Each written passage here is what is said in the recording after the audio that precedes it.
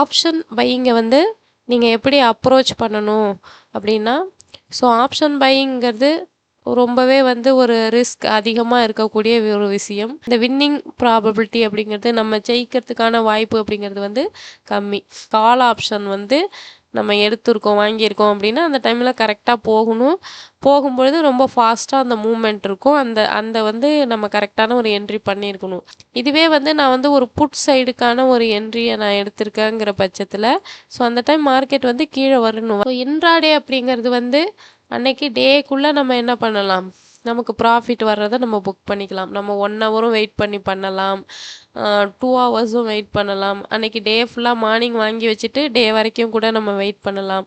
Scalping வந்து எல்லாருனாலையும் பண்ண முடியாது. அந்த குயிக் அண்ட் என்ட்ரியும் எக்ஸிட்டும் பண்ண தெரிகிறவங்களுக்கு வந்து ஸோ அந்த மாதிரி கேரக்டர் உள்ளவங்க அதை பண்ணுவாங்க.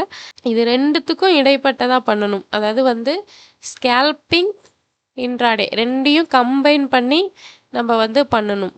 ஓகேங்களா? ஸோ அப்படி பண்ணுறது அப்படிங்கிறது வந்து நம்ம வந்து ப்ராக்டிஸ் பண்ணணும் ஃப்ரெண்ட்ஸ். வந்து வரும் அந்த மாதிரி ஈஸியான மார்க்கெட்டாக சம்டைம்ஸ் இருக்கும். ரொம்ப நேரம் வந்து ஆப்ஷன் பையிங்கை வந்து ஹோல்டு பண்ணிகிட்டே இருக்கிறதும் வந்து நமக்கு ரிஸ்க்கு தான். ஏன்னா வந்து இதில் டைம் வேல்யூ இருக்கிறதுனால நம்ம ப்ரீமியம் வந்து மெல்ட் ஆகும். ஓகேங்களா? நம்ம வந்து மொமெண்டத்தை கேப்சர் பண்ணுறதுக்கு ஒரு ஸ்கேல்பர் மாதிரியும் செயல்படணும்.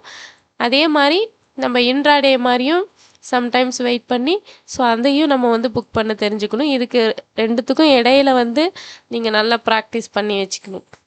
ஸோ அன்னைக்கு டே வந்து எப்படி இருக்கோ ஸோ அதுக்கு தகுந்த மாதிரி நம்ம ட்ரேட் எடுக்கிறது அப்படிங்கிறது வந்து சூப்பராக இருக்கும் ஃப்ரெண்ட்ஸ். Thank you so much.